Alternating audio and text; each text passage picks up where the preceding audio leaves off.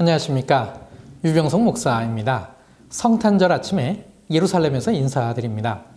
제가 성경의 땅을 안내하면서 유대인에 관한 많은 질문을 받았습니다.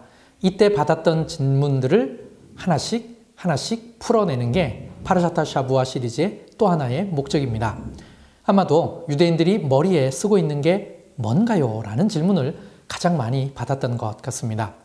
대부분의 유대인 남자들은 특이하게도 머리에 뭔가를 쓰고 있습니다. 그러니 그게 무엇인지 궁금할 수밖에 없죠. 그것은 키파라고 합니다.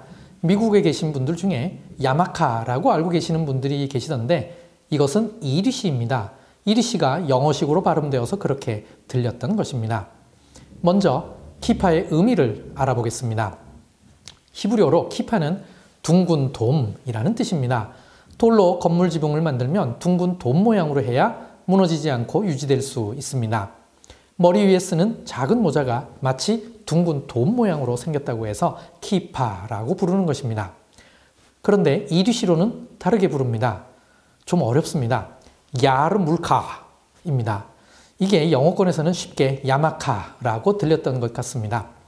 단어 끝에 아인 발음이 있어서 정말 발음하기 힘든 단어입니다.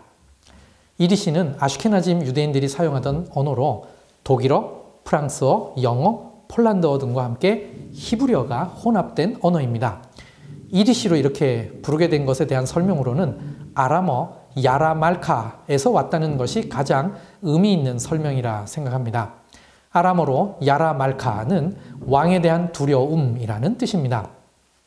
창조주요 전 우주의 왕인 하나님에 대한 두려움의 표시로 머리 위에 올려놓는 것으로 의미상으로 가장 잘 맞는 설명이라 생각합니다. 제1성전 시대 때에는 대제사장이 머리에 관을 썼습니다만 일반인들은 머리를 가리지 않았습니다. 제2성전 시대 때에는 탈리트와 모자 등을 사용했지만 일반에서 키파와 같은 것으로 머리를 가리지는 않았습니다. 바벨론 탈무드 마세핫 키두신 31장 알렙에 4세기 말에 활동했던 랍비 후나 벤 여호슈아의 일화가 기록되어 있는데 그는 머리를 가리지 않은 채 4규빗 이상을 걷지 않았다라고 했습니다. 유대인들도 이 기록이 키파 사용에 대한 가장 오래된 기록으로 여깁니다. 이후 회당 안에서만 키파를 사용하고 일상생활에서는 사용하지 않았습니다. 그러다가 1565년에 랍비 요셉 카루가 쓴 슐칸 아루크라는 책이 편찬된 이후 아슈케나즘 유대인들을 중심으로 회당뿐만 아니라 일상생활 속에서도 매일매일 키파를 쓰게 되었습니다. 그러니 키파가 일상 속에서 사용된 것은 16세기 이후로 보는 것이 정설입니다. 그 뿌리는 오래됐지만 규례로 고착화된 것은 그리 오래되지 않았습니다. 그렇다면 왜 키파를 사용하는 것일까요? 첫 번째는 머리를 가리는 것은 나의 죄된 본성을 가리는 것을 의미합니다. 유대인들은 우리의 죄성이 정수리를 통해 나오기에 하나님 앞에 나아갈 때는 반드시 정수리를 가려야 한다고 합니다. 두 번째는 머리에 키파를 씀으로써 내 위에 항상 하나님이 있음을 인식하게 된다는 것입니다. 이런 이유로 정통 유대인들은 남자아이는 어릴 때부터 키파를 사용함으로써 이와 같은 것을 몸으로 익히게끔 하고 있습니다. 오늘날 유대인들 내에서 키파를 사용하는 것에도 어느 정도 차이는 있습니다. 정통 유대인은 매일매일 모든 일상에서 사용해야 한다고 하고 그냥 보수적인 유대인은 회당을 가거나 기도 및 성경을 읽을 때만 사용하고 다른 일상에서는 사용하지 않기도 합니다. 일부 개혁적 유대인 그룹 중에서는 여자도 남자와 똑같이 사용할 수 있다고 주장하면서 키파와 탈리트를 쓰고 율법을 읽기도 합니다. 만드는 방법으로는 손뜨개질, 천, 가죽 등 다양한데 각 종파에 따라 조금씩 선호하는 모양과 재질의 차이가 있습니다. 하지만 기본 의미와 원리는 같습니다. 지금까지 키파에 대해 알아보았습니다. 분명한 것은 성경에는 키파 사용에 대한 언급이 전혀 없습니다. 그리고 키파를 사용한다고 해도 우리의 죄가 가려지는 것은 아닙니다. 혹 가려진다고 해도 원칙적으로 해결된 것은 아닙니다. 그러므로 우리는 우리의 죄를 대속해줄 대속자가 반드시 필요한 것입니다. 특별히 성탄절을 맞이하여 우리는 왜 대속자가 필요한지 되새겨 보시기 바랍니다.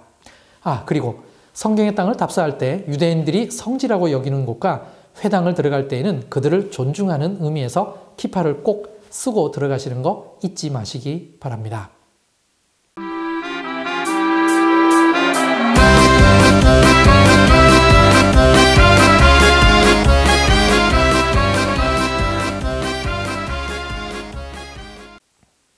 11번째 파르샤트 샤부아는 바이가쉬입니다. 본문은 창세기 44장 18절에서 47장 27절까지입니다. 바이가쉬의 뜻은 가까이 가서입니다. 바이가쉬의 주요 내용은 다음과 같습니다. 요셉이 형들에게 정체를 밝힘, 바로가 요셉의 가족을 초청함, 야곱의 가족이 애굽으로 이주, 야곱의 가족이 고센 땅에 거주, 애굽의 기근이 심해짐. 유다는 맏아들이 아닙니다. 그런데 어떻게 유다의 자손이 왕이 될 수 있었을까요? 그 이유를 유대인의 전승에서는 유다가 큰 선행을 3번 했기 때문에 그의 자손이 왕이 되었다고 합니다. 첫 번째 선행, 다른 형제들이 요셉을 죽이는 것을 막았다.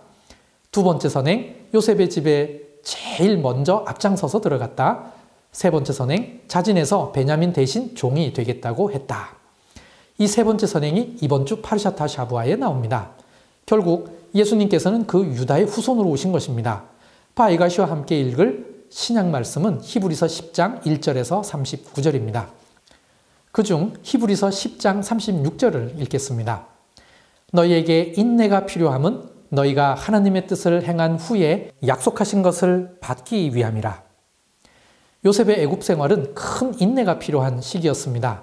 그 이후 온 가족을 만날 수 있었고 애굽과 그의 가족을 큰 기근으로부터 구원할 수 있었습니다. 예수님께서도 이 땅에 오신 것이 십자가에서 단번에 우리의 죄사함을 이루기 위함이었습니다.